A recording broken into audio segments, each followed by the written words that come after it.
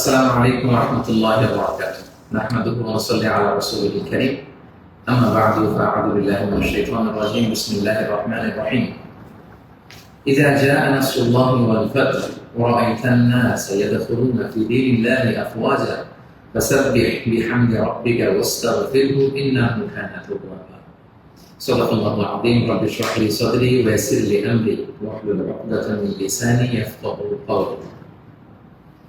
আল্লাহ তাআলার শুকরিয়া আদায় করছি যে আল্লাহ তাআলা আমাদেরকে একটি গণ বিপ্লব শেষে, একটি গণ অভ্যুত্থান শেষে একটি নতুন বাংলাদেশ দেখবার সুযোগ করে দিয়েছেন। আমরা করছি আলহামদুলিল্লাহ ও শুকরিয়া। আল্লাহ তাআলার শুকরিয়ার পাশাপাশি আমি এই বিপ্লবের সাথে গণ বিপ্লব, গণ অভ্যুত্থানকে যারা নেতৃত্ব দিয়েছেন, লিড দিয়েছেন, এটাকে যারা সমর্থন জুগিয়েছেন, তাদের সবাইকে প্রাণ ঢালা শুভেচ্ছা এবং অভিনন্দন জানাচ্ছি। এই বিপ্লবকে বাস্তবায়ন করবার জন্য যারা নিজের দেহের তাজা রক্তটুকু দিয়ে শাহাদাত বরণ করেছেন, আমি শুরুতেই তাদেরকে গভীর শ্রদ্ধার সাথে স্মরণ করছি।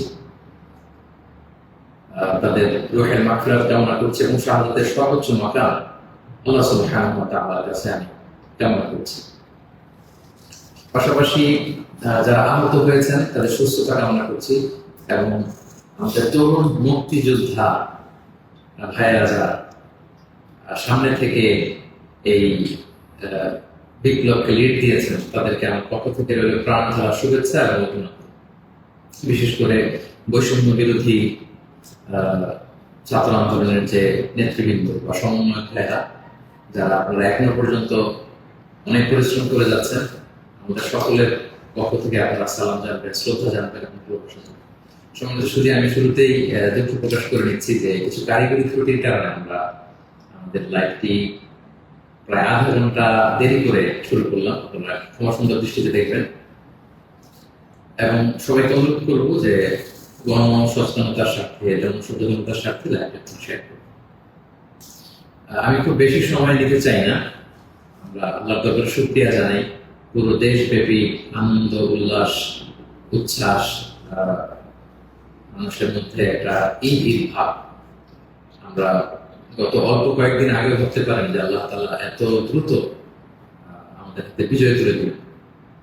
তো আমরা আল্লাহর দরবারে কায়ম বাক্যে শুকরিয়া জানাচ্ছি, শুকর গুজার হচ্ছি, লাখ কোটি শুকর এবং সুজুদ জানাচ্ছি এবং যারা এটাকে বাস্তবায়ন করেছেন তাদের কৃতজ্ঞতা জানিয়ে শুরু করছি। আমি অল্প কয়েকটি কথা রিমাইন্ডার হিসেবে আপনাদের সাথে শেয়ার করে আজকে শেষ করতে চাই। তোমাদের সাথে প্রথম কথা হচ্ছে যে আমরা একটা সাময়িক বিজয় অর্জন করেছি, কিন্তু আমাদের সংকট কিন্তু কাটেনি, অন্ধকার কাটেনি। এখন আমরা গত রাতে কিছু ক্যাওটিক সিচুয়েশনের কথা শুনেছি বাংলাদেশে, আপনারা দেখেছেন অনেকে। আমি নিজেও খুব ক্লোজলি ফলো করছিলাম, সারা রাত ঘুমাতে পারিনি, ফজর করে আমি ঘুমিয়েছি। তো এজন্য আমাদেরকে সজাগ থাকতে হবে, সজাগ থাকতে হবে, ঐক্যবদ্ধ থাকতে হবে। মাইলস টু গো, অনেক দূর আমাদেরকে যেতে হবে। আন্দোলন বা বিপ্লবের এটা হচ্ছে আন্দোলন শেষে একটা সফল বিপ্লব বা গণ অভ্যুত্থান শেষে এটা হচ্ছে প্রথম ধাপ, যে স্বৈরাচারের পতন হয়েছে। এখন হচ্ছে আমাদের দেশ গড়বার সময়। এই সময় আমাদেরকে অত্যন্ত ধৈর্যশীলতার পরিচয় দিতে হবে, দায়িত্বশীলতার পরিচয় দিতে হবে। বিজয়ীরা দায়িত্বশীল হয়, আর যদি দায়িত্বশীল অ্যাটিটিউড আমরা দেখাতে পারি তবে এই বিজয় কিন্তু আমাদের টেকসই হবে। সো অনেক ধরনের ষড়যন্ত্র আশেপাশে ঘুরপাক খাচ্ছে, দেশি বিদেশি। আমাদেরকে সজাগ থাকতে হবে, সচেতন থাকতে হবে। বিজয় উল্লাসে মেতে আমরা যেন আবার কোনো ভুল করে না বসি, বিপ্লবের পরে কোনো প্রতি বিপ্লবকে যেন আমরা স্থান না দিই। এই হচ্ছে প্রথম রিমাইন্ডার আপনাদের প্রতি। 2 নম্বর যে কথাটা বলবো, আমাদের বাংলাদেশে আমরা মুসলিমরা ছাড়াও আমাদের হিন্দু ভাই বোনরা আমাদের সাথে আমরা একসাথে মিলেমিশে একাকার একসাথে আমরা থাকি। আমাদের খ্রিস্টান ভাই বোনেরা আছেন, বৌদ্ধ ভাই বোনেরা আছেন।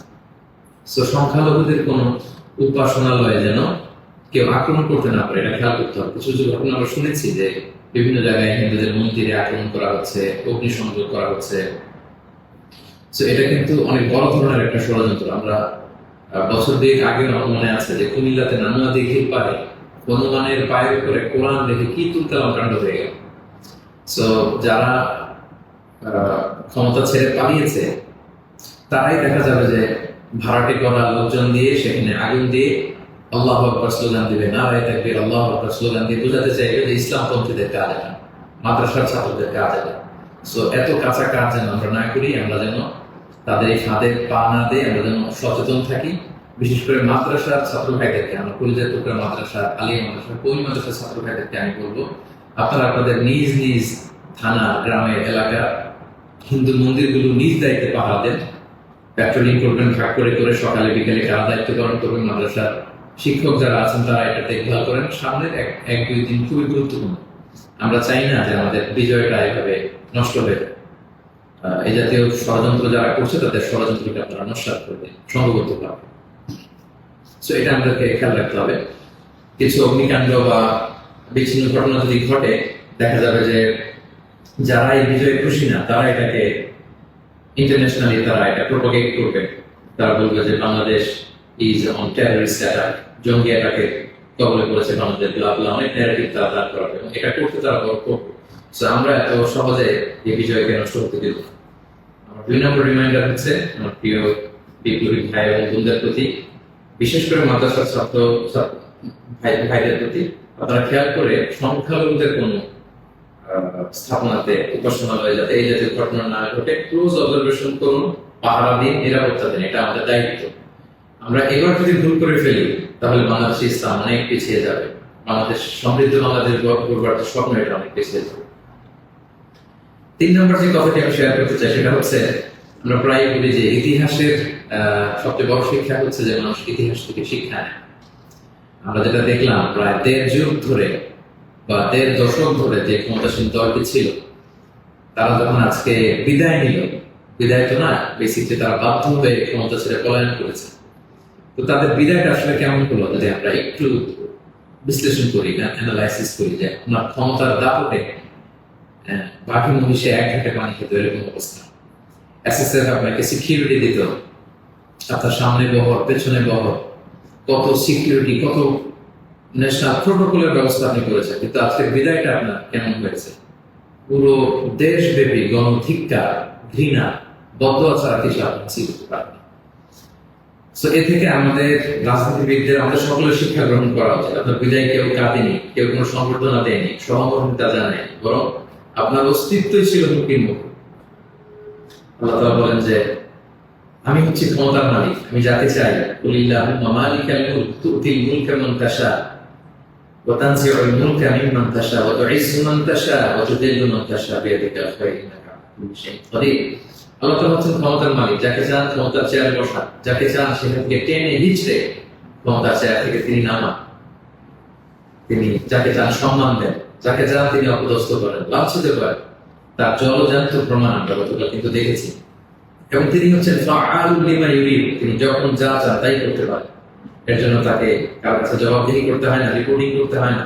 তিনি কুন ফায়াকুনের মালিক, তিনি হওয়া বলতে দেরি, হতে দেরি হয় না। তিনি পাহাড়কে দরিয়া করেন, দরিয়াকে পাহাড় করেন, তিনি সম্মানিতকে অপদস্থ করেন, তিনি সমাজের লাঞ্ছিত অপমানিত লোকটাকে সম্মানের চেয়ারে বসিয়ে দিতে পারেন। তিনি হচ্ছেন আল্লাহ সুবহানাহু ওয়া তাআলা। মনে রাখতে হবে তিনি ক্ষমতার মালিক। আমরা যেন এটা ভুলে না যাই, ক্ষমতার চেয়ার পেলে আমরা যেন ভুলে না যাই যে আমি ক্ষণিকের জন্য এসেছি। সামনে যারা ইন্টারিম গভর্নমেন্টাল লিড দিবেন, 3 মাস 6 মাস পরে জাতীয় ইলেকশনের পরে যখন আমাদের নতুন সরকার আসবে, তারা যখন ক্ষমতার চেয়ারে বসবে, নিজেকে এই রিমাইন্ড যেন আমরা দিই যে আমরা যেদিন বিদায় নিব, যেদিন ক্ষমতায় থাকবো, সেদিন আমি আমাকে কেমন দেখতে চাই, সেই হিসাবটুকু করে যোগ বিয়োগ দিয়ে যেন আমরা ক্ষমতায় থাকাকালীন সময় আমাদের অ্যাক্টিভিটিস গুলো পরিচালনা করি। সো এই ইতিহাস থেকে আমরা বারবার শিক্ষা নিতে ভুল করে হোঁচট খাই, আমরা যেন এটা না করি। আমি আমাদের জাতীয় নেতৃবৃন্দদেরকে বলবো, যারা আসন্ন নির্বাচনে নির্বাচিত হয়ে আসবেন, বাংলাদেশকে নেতৃত্ব দিবেন, নতুন প্রজন্মের বা পুরাতন অভিজ্ঞদের মধ্যে থেকে যারা মিলে সরকার গঠন হবে সামনের ইলেকশন শেষে, আপনারা মেহরবানি করে এই শিক্ষাটুকু আপনারা নিবেন। এবং বাংলাদেশে এটা তো আমরা দেখে এসেছি ছোটবেলা থেকেই, একদল ক্ষমতা ছেড়ে অন্য দলের লোকেরা তাদের উপর কিভাবে আক্রমণ করে যেদিন তারা ক্ষমতা থেকে যায়, আবার তারা ক্ষমতা আসলে তারা ক্ষমতা ছেড়ে অন্য বিরোধী দল তাদের উপর আক্রমণ করে। এই রেশারেশি আক্রমণ আমরা চাই না, আমরা এর অবসান চাই। আমরা ইতিহাস থেকে শিক্ষা নিতে চাই, আমরা একটা সমৃদ্ধির বাংলাদেশ ঐক্যবদ্ধ ভাবে একসাথে হাতে হাত রেখে কাঁধে কাঁধ মিলিয়ে গড়ে তুলতে চাই। এটা হচ্ছে আমার 3 নম্বর রিমাইন্ডার। 4 নম্বর রিমাইন্ডার হচ্ছে, গতকাল আমরা দেখেছি যে স্বৈরাচারের পতনের ঘোষণার মধ্য দিয়ে পুরো বাংলাদেশ, পুরো লাল সবুজের পতাকা, পুরো 18 কোটি মানুষ আনন্দ উল্লাসে ফেটে পড়েছে। আমরা আল্লাহ শুকরিয়া আদায় করেছি, আমরা হাফ ছেড়ে বেঁচেছি, আমরা স্বস্তির নিঃশ্বাস ফেলেছি, আমরা নতুন করে একটা স্বাধীন বাংলাদেশ পাওয়ার একটা আকাঙ্ক্ষা আমাদের হৃদয়ে জেগেছে। শুধু কিন্তু দুঃখের ব্যাপার হলো আমরা মাঝে মাঝে আবেগে অথবা লোভে পড়ে অথবা হৃদয়ের জ্ঞান হারিয়ে এমন কিছু করে ফেলি যেটা আমাদের এই বিজয়কে, আমাদের অ্যাচিভমেন্টকে প্রশ্নবিদ্ধ করে, এটা ন্যায্যতাকে প্রশ্নবিদ্ধ করে। গতকাল আমরা দেখেছি যে উল্লাসিত জনতা তারা জাতীয় সংসদ ভবনে ঢুকে পড়েছে, গণভবনে ঢুকে পড়েছে, সেখানে যে লুটপাট, চুরি, যা বলা যায় এগুলো সব ধরনের কাজগুলো করেছে এবং এগুলো কিন্তু লাইভ ব্রডকাস্ট হয়েছে, বিশ্বব্যাপী ছড়িয়েছে। আপনারা আসলে কি মেসেজ দিলেন? আমাদের দেশের ছাত্র জনতা কিছু, তারা কি লুটপাট করে? যারা ক্ষমতা ছেড়ে পালালো তারা তো এটাকে ইন্টারন্যাশনালি প্রোপাগান্ডা বানাবে যে দেখুন কিরকম লুটপাট, চুরি, আক্রমণ এগুলোর মধ্যে দিয়ে তারা গণভবনকে দখল করছে, এটা তো তারা একটা ইস্যু বানাবে। তো এই ব্যাপারটাকে আমি খুবই অপছন্দ করেছি, খুবই। আমি বলবো না যে শিক্ষিত ছাত্র জনতা এমন করেছে, যেহেতু উল্লাসিত জনতা সেখানে ঢুকে পড়েছিল, এখানে ভালো মানুষ ছিল, খারাপ মানুষ ছিল, ছিচকে চোর ছিল, টোকাই ছিল, তারা এগুলো করেছে। কিন্তু আমি দেখে অবাক হয়েছি মাঝে মাঝে অনেক ভালো ফ্যামিলির ছেলে পেলে অথবা নামাজি দেখে প্র্যাকটিসিং মনে হয়, তারাও এরকম ছবি দিয়েছে। কেউ গণভবনের বালিশ, কেউ চেয়ার, কেউ টেবিল, কেউ পাঙ্গাস মাছ, কেউ ফ্রিজের খাবার, যে যেরকম পেরেছে পরিলোড করেছে তার, এটা আমার চোখে এসেছে। এবং গণভবনের নেম প্লেট নিয়ে আসছে। তো এই এতটুকু বিবেকবোধ বা চিন্তা শক্তি কি আমাদের নাই যে এটা তো রাষ্ট্রীয় সম্পদ, নিজের সম্পদ না, এটা তো ভাগবটওয়ালা হচ্ছে না। আপনি যে গণভবনের চেয়ার নিয়ে আসলেন 3 মাস পরে যে আমাদের নিজেদের ভোটে নির্বাচিত আমাদের ট্রু লিডার যিনি হবেন, আমাদের প্রধানমন্ত্রী, তিনি কোথায় বসবেন? তার চেয়ার তো আপনি চুরি করে নিয়ে আসছেন। তিনি থাকবেন কোথায়? তার বালিশ তো আপনি নিয়ে আসছেন। একটা বালিশ নিয়ে এসে, একটা হাঁস নিয়ে এসে, একটা কম্বল নিয়ে এসে আপনি আসলে কতটুকু লাভ করতে পারলেন? কিন্তু গোটা বিশ্বকে আপনি একটা নেগেটিভ মেসেজ দিলেন এবং আমাদের এই বিজয়কে আপনারা প্রশ্নবিদ্ধ করলেন।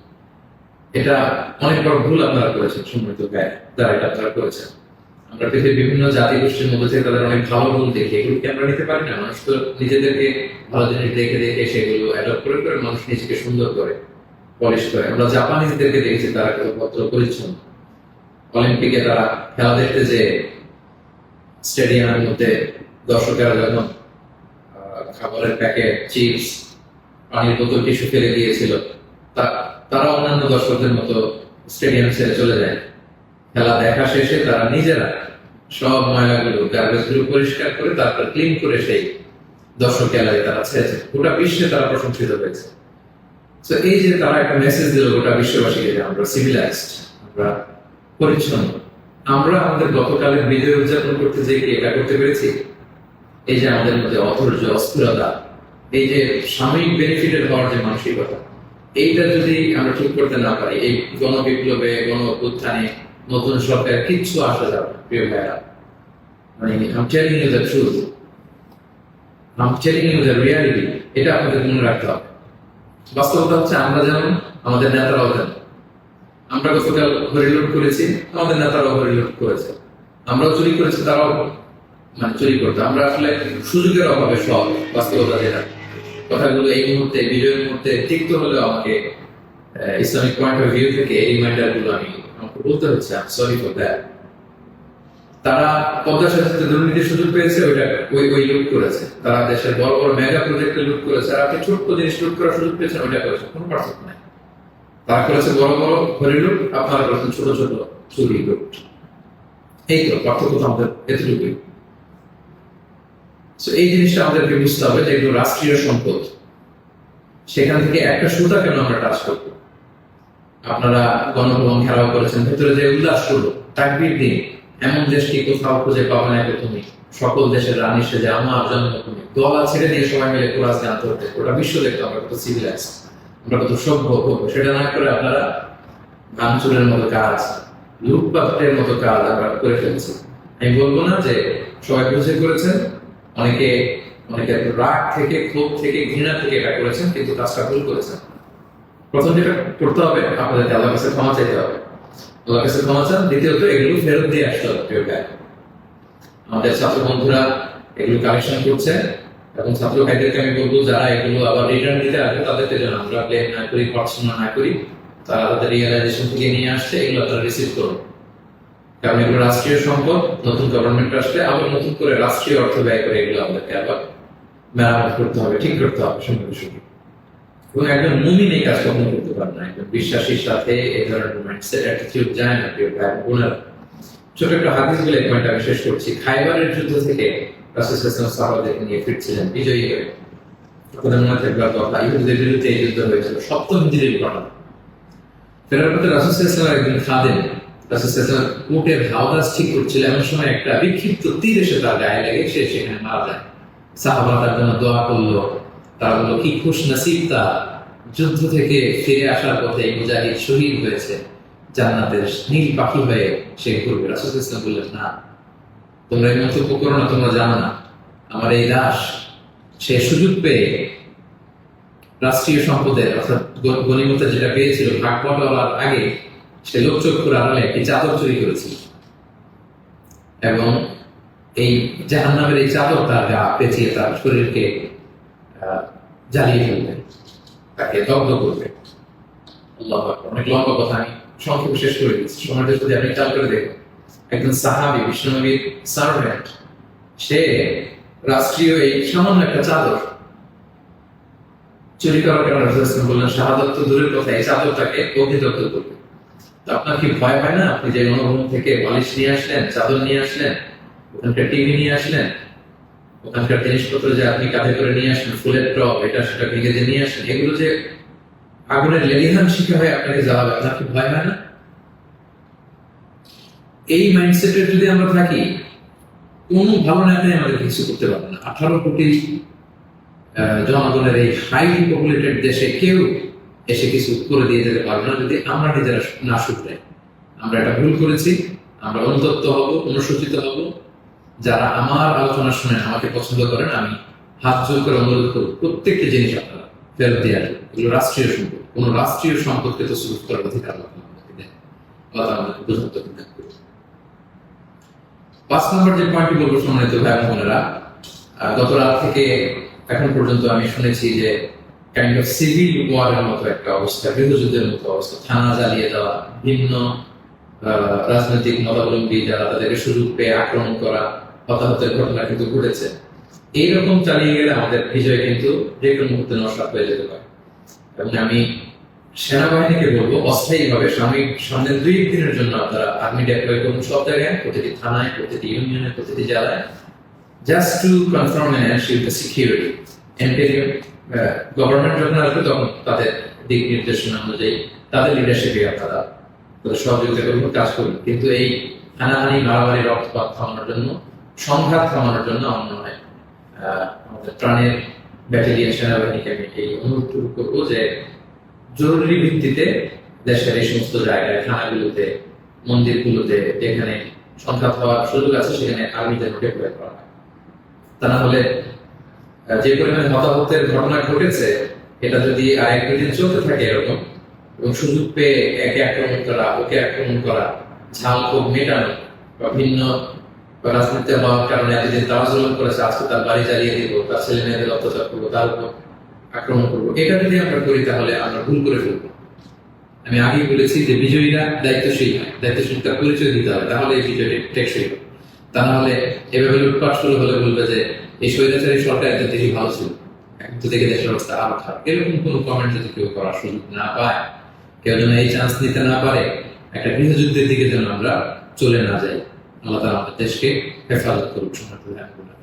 এবং যারা বড় বড় অপরাধী ছিল, ক্রাইম করেছে, অবশ্যই তাদেরকে আইনের হাতে তুলে দিন, তাদেরকে ধরে রাখুন, বেঁধে রাখুন, পুলিশের হাতে দিন, সেনাবাহিনীর হাতে দিন, সংঘবদ্ধভাবে তাদেরকে আটকে রাখুন, তাদেরকে দেশ ছাড়তে, দেশ থেকে পালাতে এই কাজ শুরু করুন। এটা ছিল 5 নম্বর রিমাইন্ডার। 6 নম্বর রিমাইন্ডার, খুব রিসেন্টলি হোপফুলি আজকে ইন্টারিম গভর্নমেন্টের রূপরেখা যারা থাকবেন সেটা বলা হবে, খুবই গুরুত্বপূর্ণ। আমি লাইভও দেরি করতে চাচ্ছি না, আমি উৎসুক হয়ে আছি এই নিউজ শুনবার জন্য।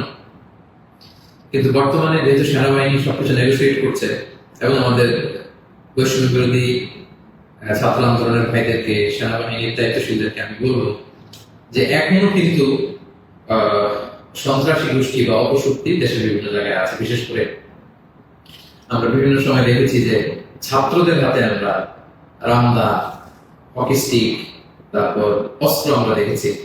বিভিন্ন সময় আমরা ছাত্রলীগের ছাত্রদের হাতে আমি দেখেছি যে তারা সাধারণ ছাত্রদেরকে আক্রমণ করতে একটা সারাশি অভিযান চালিয়ে গোটা দেশের ছাত্রলীগের যত সন্ত্রাসী আছে তাদের হাত থেকে এই অস্ত্রগুলো সিজ করতে হবে। শুধু ছাত্রলীগই না, এটা উদাহরণ হিসেবে বললাম, যত ছাত্র সংগঠন আছে কারো হাতে যদি কোনো আগ্নেয়াস্ত্র, অস্ত্র এগুলো পাওয়া যায়, খুব জরুরি ভিত্তিতে এগুলো পুরো দেশের সাহসী অভিযান চালিয়ে এগুলো সিজ করতে হবে। কোনো ছাত্রের হাতে, কোনো সিভিলিয়ানের হাতে কোনো গান, কোনো রামদা এগুলো যেন আমরা কখনো না দেখি। ছাত্ররা রামদা নিয়ে ক্যাম্পাসে দাপট দেখাবে, এই দৃশ্য আমরা যেন বাংলাদেশে না দেখি। এরকম একটি পরিবেশ যেন আমরা তৈরি করতে পারি। আমি সেনাবাহিনীর কাছে অনুরোধ জানাবো, আমি সামনে যে ইন্টারিম গভর্নমেন্ট হবে তাদের কাছে অনুরোধ জানাবো, বৈষম্য বিরোধী ছাত্র আন্দোলনের ভাইদেরকে এই বিষয়ে গুরুত্ব দেওয়ার জন্য অনুরোধ জানাবো। কারণ আমি বিভিন্ন ভাবে আমাদের কিছু সোর্স আছে, আমরা জেলায় জেলায়, থানায় থানায় এরকম হতাহতের ঘটনা শুনেছি। সেগুলো আমাদেরকে নিয়ন্ত্রণ করতে হবে। সবশেষে সম্মানিত ভাই বোনেরা, আমি এই কথা বলে শেষ করতে চাই যে আমাদের ধৈর্যের পরিচয় দিতে হবে, আমাদেরকে শান্তি শৃঙ্খলা রক্ষার সর্বোচ্চ চেষ্টা করতে হবে। প্রতিহিংসা রাজনীতি আমরা বাংলাদেশে আর দেখতে চাই না, আমরা হানাহানি মারামারি এটা দেখতে চাই না। আমরা জাতি, ধর্ম, বর্ণ নির্বিশেষে আমরা সবার প্রতি মানবিক হতে পারি, আমরা সেটা চাই। আমরা চাই মেরিটোক্রেসির ভিত্তিতে আমাদের দেশ চলবে। দেশের যতটি চাকরি দেওয়া হবে, পদায়ন হবে, যারা সচিব হবে, যারা বিসিএস ক্যাডার হবে, যারা সরকারি আমলা হবে, প্রতিটা চাকরি যেন মেধার ভিত্তিতে হবে। Meritocracy should be the national policy of Bangladesh, our new Bangladesh, our new independent Bangladesh. আমি দায়িত্বশীলদের কাছে অনুরোধ করছি, আমাদের ন্যাশনাল কয়েকটা পলিসি থাকা দরকার। সিঙ্গাপুরের 3-4টা জাতীয় পলিসির মধ্যে একটা হচ্ছে মেরিটোক্রেসি। রাষ্ট্রীয়ভাবে যেন ঘোষণা দেওয়া হয় যে মেরিটোক্রেসির ভিত্তিতে আমাদের বাংলাদেশ চলবে। আমাদের বিচার বিভাগ সম্পূর্ণ স্বাধীনভাবে এখানে কেউ হস্তক্ষেপ করতে পারবে। কোনো চাঁদাবাজি আমাদের বাংলাদেশে চলবে না, কোনো ঘুষ বাংলাদেশে চলবে না। একটা সমৃদ্ধির বাংলাদেশ আমরা যেটা স্বপ্ন দেখি, আমাদের স্বাধীন বাংলাদেশের স্বপ্ন দেখি, আমরা যেন একসাথে সেটা করতে পারি। Together we rebuild hour nation again ইনশাআল্লাহ।